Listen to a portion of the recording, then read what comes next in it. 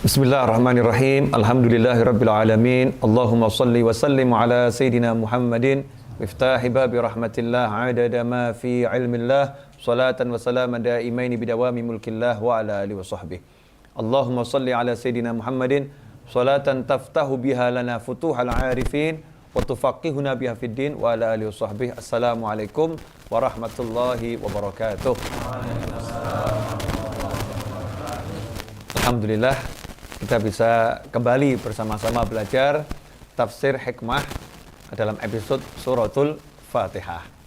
Pada episode sebelumnya kita membahas bagaimana orang-orang yang mendapatkan keistimewaan memiliki kemampuan lebih dalam memahami Al-Quran. Dan orang-orang itu adalah keluarga Nabi Muhammad sallallahu alaihi wasallam. Nah, ketika kita mendengar seperti ini, kemudian kok ada rasa nggak suka di hati kita, ini bahaya.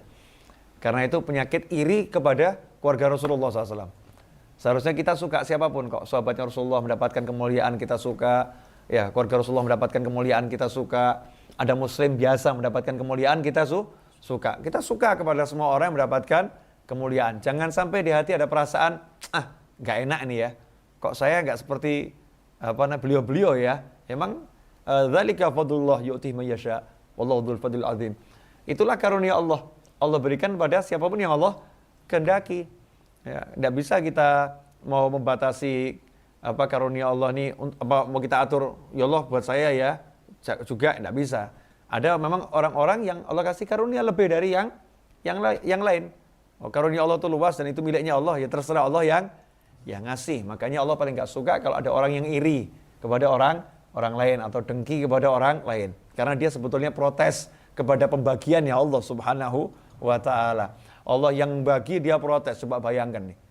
Ya, Allah yang bagi dia protes.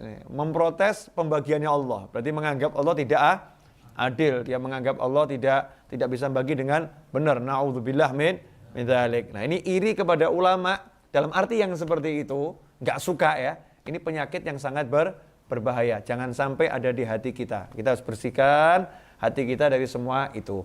Nah, suratul Fatihah karena punya keagungan yang luar biasa, maka para ulama menganjurkan kita untuk yang sering baca surat ini itu. Al-Qur'an secara umum kan kita diperintahkan untuk banyak-banyak membacanya. Apalagi suratul Fatihah. Salat saja udah mengajarkan kita untuk banyak membacanya. Kalau surat yang lain nggak dibaca nggak apa-apa. Tapi kalau Al-Fatihah dalam salat wajib dibaca karena dia rukun. Nah, itu mengajarkan berarti dalam satu hari kita harus baca Al-Fatihah sebanyak-banyaknya, sebanyak mungkin. Untuk apa? Ya, ini induknya Al-Quran, ini kalamullah. Ada sesuatu di situ ya. Sesuatu yang luar biasa. Nanti dengan sering menggunakannya, mempraktekannya akan muncul, akan kelihatan. Ya seperti yang orang misalnya punya sebilah pisau. Kalau itu sering diasah, ya maka ketika dipakai itu ya cepat nih, tajam. Tapi kalau pisaunya cuma ditaruh nih ya, tidak pernah diasah, kena hujan, karatan ya. Ini buat motong lombok aja nggak bisa nih. Kalau orang Jawa bilang ketul ya. Kalau bahasa kita tumpul ya. Karena nggak dipakai. Karena itu kalau kita lihat Imam Ghazali dalam kitab Ihya Ulumuddin, beliau rahimahullah mengajarkan agar kita dalam satu hari membaca suratul Fatihah sebanyak 100 kali.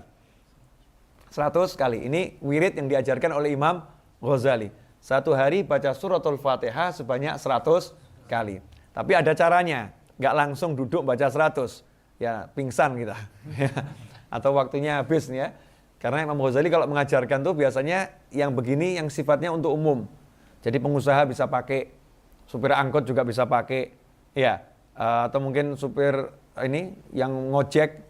Entah pakai Grab atau pakai Gojek atau pakai yang lain ya bisa bisa pakai. Siapapun orangnya, guru juga bisa pakai. Ini wirid yang syamil, kamil, dan sifatnya am. Siapapun orangnya bisa pakai. Satu hari baca Al-Fatihah sebanyak 100 kali. Jangan nanya apa manfaatnya. Karena udah terlampau jelas manfaatnya. Ya. Nah, orang nanya, apa manfaatnya baca Al-Fatihah? Itu aneh. Ya, kalau baca Al-Quran nggak usah tanya banyak apa manfaatnya. Satu huruf itu sudah pahala. Nah, kalau kita baca ini Ummul Quran, ya kita baca ini pahalanya ada berapa nih? Induknya Al-Quran kok.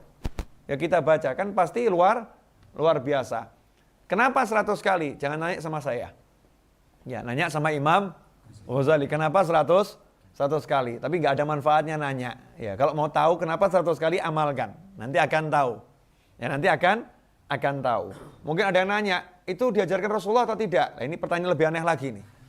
Ya, Rasulullah sudah mengajarkan kita untuk baca Al-Quran sebanyak mungkin. Rasul nggak melarang kita membaca dalam jumlah tertentu. Justru orang yang melarang seorang muslim baca surat-surat Al-Quran dalam jumlah tertentu, maka orang itu telah berbuat bid'ah. Rasul aja nggak pernah melarang, kamu kok melarang ini? Yang ada kan perintah Rasul baca sebanyak mungkin. Dan Rasul menganjurkan orang untuk istiqomah. Dengan menghitung itu akan menjadi istiqomah. Seorang sahabat pun tidak diajarkan oleh Nabi SAW untuk baca surat Al-Ikhlas di dalam setiap rokaat sholatnya. Tapi setiap sholat, dia setiap rokaat baca suratul Ikhlas. Ya, bahkan di riwayat tidak baca yang lain. Ada beberapa sahabat tuh. Yang satu setiap baca surat apapun diakhiri dengan surat Al-Ikhlas. Rasul pun mengatakan, cintamu pada surat Al-Ikhlas menyebabkan engkau masuk ke dalam surga. Nah, Imam Ghazali mengajarkan kita baca 100 kali surat Al-Fatihah. Ya, kita coba amalkan. Caranya gitu kan, dibagi menjadi 5 tahap. Tahap pertama yaitu setelah sholat subuh. Ya, mungkin kita setelah subuh wirid dzikir, duduk, ya seruput kopi sebentar gitu kan, duduk, diam, baca Al-Fatihah sebanyak 30 kali. Ya, 30 kali. Kemudian nanti habis zuhur, ya kurangi 5. Jadi 25. Habis asar, kurangi 5 lagi, jadi berapa? 20. Habis maghrib, kurangi 5 lagi, jadi berapa? 15. Habis isya, kurangi 5 lagi berapa? Jadi 10. Jadi kalau di total jumlahnya 100. 30, 25, 20, 15, 10. Jumlahnya total 100. Dan ini indahnya ajaran Imam Ghazali. Pagi-pagi kasih yang berat dulu, 30 pagi. Ya kan? Masih banyak energik. Begitu habis isya ini ngantuk-ngantuknya 10. Ya. Udah ringan ini, 10. Ini kalau kita amalkan nanti kita akan lihat keajaiban. Jadi nggak usah tanya apa manfaatnya, ya buktikan sendiri. Jadi kalau orang iklan itu terlampau sering bawa ngasih manfaat ya, itu mungkin kita ini kurang yakin dengan produknya. Tapi udah yakin dengan produknya, ya silahkan Bapak beli, Bapak minum, rasakan sendiri ya. Kalau nggak suka nggak usah beli lagi. Ini keren. Ya. Jadi banyak amalan Islam itu kan tidak dijelaskan manfaatnya kan? Ya, tidak semuanya dijelaskan. Pahalanya iya, tapi manfaatnya enggak dijelaskan. Tidak semuanya. Ada yang dijelaskan sedikit untuk menambah semangat ya, untuk nambah semangat. Maka kita jangan terbiasa manfaatnya apa ya? Manfaatnya apa ya? Seakan-akan kalau enggak tahu manfaatnya enggak mengamalkan. Kita amalkan ini lillahi ta'ala. Amalkan ini karena Allah Subhanahu wa ta'ala. Manfaatnya apa? Ini kalamullah, berarti saya duduk bersama Allah, saya sedang zikir sama Allah, diampuni dosa saya oleh Allah, dan tentu nanti akan dapat manfaat yang luar biasa. Bonusnya kita akan buktikan sendiri. Ya misalnya mau diniatin, saya tiap hari baca Al-Fatihah 100 kali, selain mengamalkan amalan Imam Ghazali, saya pengen bisa beli rumah 20 rumah. Loh iya, tidak apa-apa toh ya. Itu juga sedikit, cuma 20. Ya kalau bisa 100 atau 1000 rumah. Diniatin tawasul dengan suratul Fatihah. Bisa. Karena tawasul dengan amal soleh dianjurkan di dalam Islam. Kalau amal soleh ini manfaatkan, jangan cuma amal soleh, tawasuli. Ya, hajat-hajatmu dengan amal solehmu. Semoga ini diberkati Allah Ta'ala. Insya Allah kita dapat rahmat, dapat semangat, dapat taufik, bisa mengamalkan apa yang kita sampaikan dan kita dengar. Dan semoga ini bisa disampaikan kepada orang lain. Jadi barokah untuk semuanya. Wassalamualaikum warahmatullahi wabarakatuh.